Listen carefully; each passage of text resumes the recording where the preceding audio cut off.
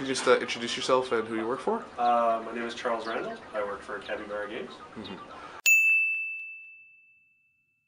What game are you guys considering making? Well, me and my teammate are hopefully making a roguelike that takes place in an office building. Any relation to the office building that Cappy works at? Not at all. Not at all. And is this your first year at TOJAM? I was at TOJAM last year. Managed to make an interesting little experimental, hesitate to call it game because there was nothing to do, but it was cool. Any lessons that you guys taken from last year's TOJAM that are going to carry over this year? Yeah, start small and with the basics rather than aiming for a really large system. I ended up writing, I don't know, 3 or 4 big systems for that game because we had a full design, and I got a lot of the systems in, but then I never got it actually hooked to the gameplay. How big is your team right now? Well, I don't know. I mean, there's like 7 or 8 people from Cappy here, but we subdivide into smaller teams. In theory, I'm working with another programmer, Colin Wyke, and an artist, maybe, hopefully. So 2 or 3. Okay, cool. Is this an idea from the guys at Cappy? Just kind of like split you guys up here to try something out? Like, is there No, it's just kind of natural because, you know, in a game jam, 7 or 8 people ends up being a bit too big of a group, and so we just kind of go into smaller groups so that we're not aiming for like a huge, crazy thing. 2 to 3 people is a good game jam size. Okay, cool. I know you guys said this is your second TOJAM, but have you ever tried any game jam stuff at Cappy or on your own? Yeah, Cappy does Cappy Jam every year. So we just did that in February, and we broke into, I don't know, maybe 5 or 6 teams across the entire studio of 20 to 25 people. I can never remember how many people there are. And then we just made a whole bunch of crazy stuff over a week, and that was... Was that stuff available online, or you guys just did it internally? There's an article about it online, but no, the games aren't released. So you have a game idea now, but we'll be coming back to you in the next tomorrow and the day after and see how continually frazzled you guys get. Anything else guys like to add before I just go off? Nah, jamming is fun. Word. Can I get your names and yeah, I'm Devin Horseman. I'm Sonya Kazmi. I'm Paul Pettipas. I'm Petar Markovich. And what's the name of your guys' group? So we're called the Infinite Cobra Chain Command. Oh, nice. It's a chain of commands.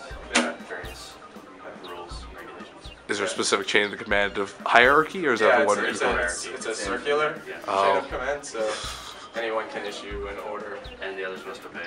Oh. But they can issue a counter order, right? And that would, yeah. I could see how this can get a little bit confusing after a while. Fun. What's the game you guys working on? We're going to make a game. We have a 100+ button MIDI controller that we brought along with us, and we're going to program a game for it where you're an ensign on a starship, and you have to take the captain's orders and perform them on this elaborate controller. And if you do it right, then he's happy, and if you do it wrong, then he's kind of just not a little bit annoyed, but he won't show it.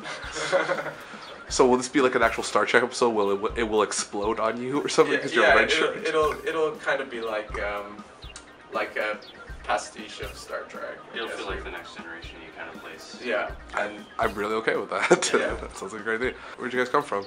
Yeah, so we drove out here in a van from Nova Scotia, which is far east, and it took probably 2 days. We stopped in Montreal on the way for the Mount Royal Game Society meetup, and then got here last night and went out to drink, and it was fun.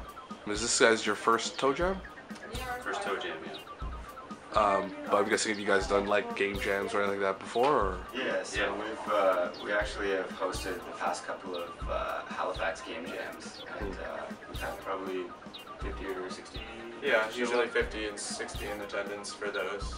So there's the Halifax game jam. It's the same kind of idea, but back east. Yeah. What are you guys' day jobs outside of making games for fun?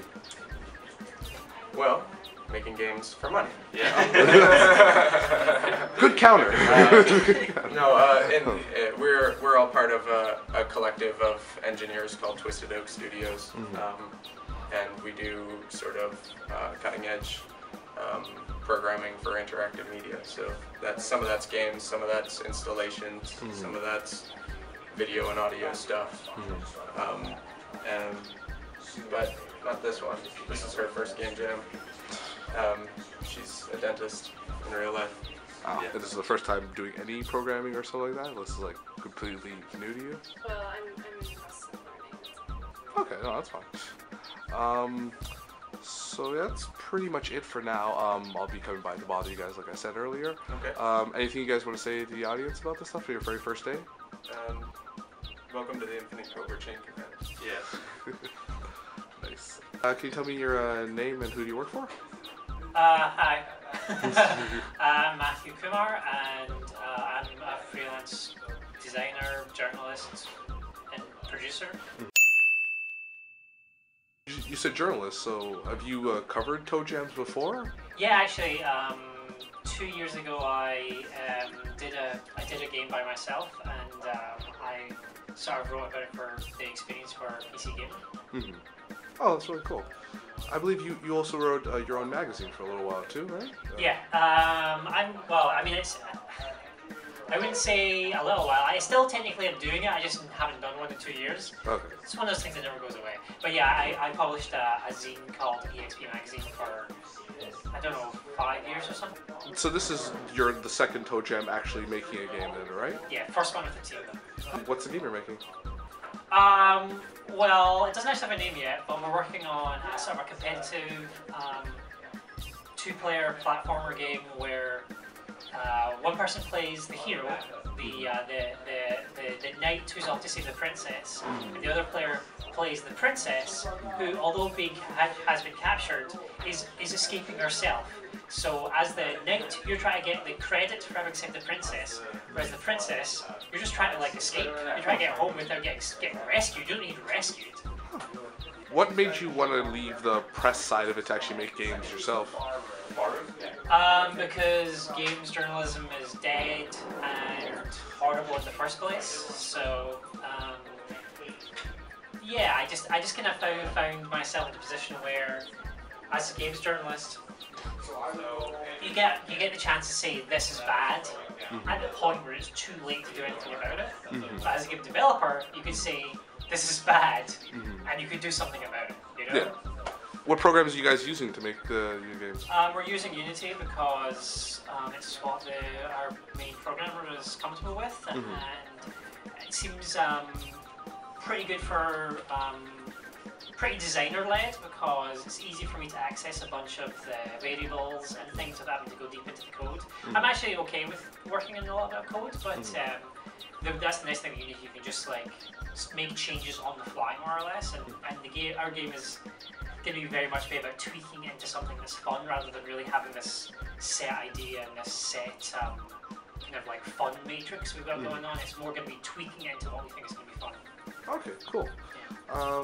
That's pretty much everything. Just thank you for doing this. And, Yeah, no problem.